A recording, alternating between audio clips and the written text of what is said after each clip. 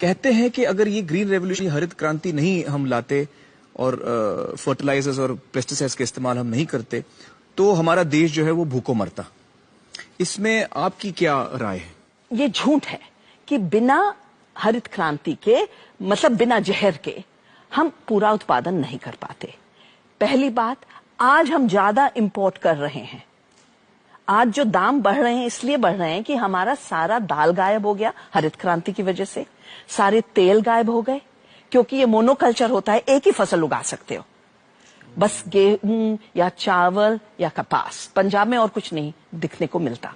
हम 70% डिपेंडेंट हो गए basic oil and pulses import पे। वो दाल और तेल हम खुद उगा सकते थे अगर हम ढंग की खेती कर रहे होते, अगर मिश्रित खेती कर रहे होते।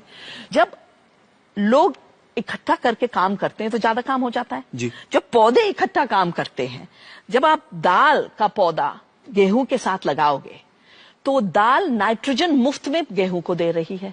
अच्छा, हवा से लेके सीधे दे रही है, यूरिया की जरूरत नहीं। तो ऑर्गेनिक खेती जो है उसमें ये सारे अलग अलग किस्म के जो सीड्स हम एक साथ उगाते हैं, मिश्रित। इसीलिए हम इसको जैव विविध जैविक खेती कहते हैं, क्योंकि विविधता से ही प्रकृति चलती है। करेक्ट। और जो कहते हैं कि हमने रासायनिक और नए बीज की वजह से उत्पादन बढ़ाया, अगर आप कैलकुलेशन करो कि पूरी जमीन पंजाब की अकेली धान और गेहूं उगाएगी तो ज्यादा चावल और गेहूं तो होगा ही।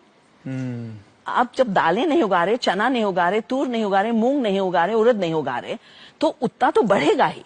रिप्लेसमेंट का फैक्टर है। और एक और से जुड़ा हुआ है कि पेस्टिसाइड की एक बीमारी है।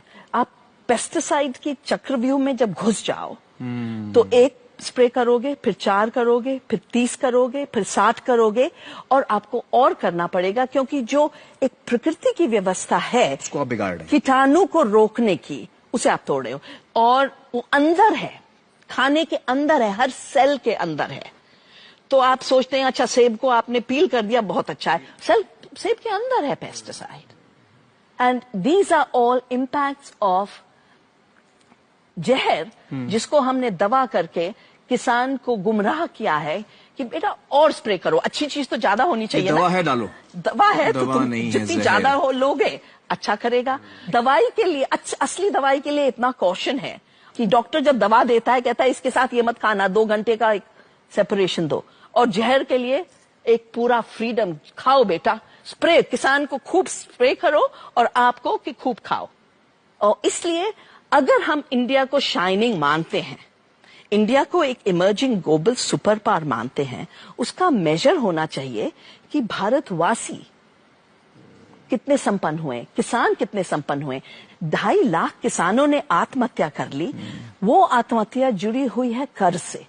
कर्ज है बीज और जहरीले रासायनिक के लिए, और दूसरी तरफ बीमारी फैल रही है। वंदना जी, आपने इस बहुत ही अहम मुद्दे पर इतनी अच्छी तरह से रोशनी डाली। बहुत बहुत शुक्रिया हमारे साथ बातचीत करने का। Thank you so much. आपको शुक्रिया। Thank you.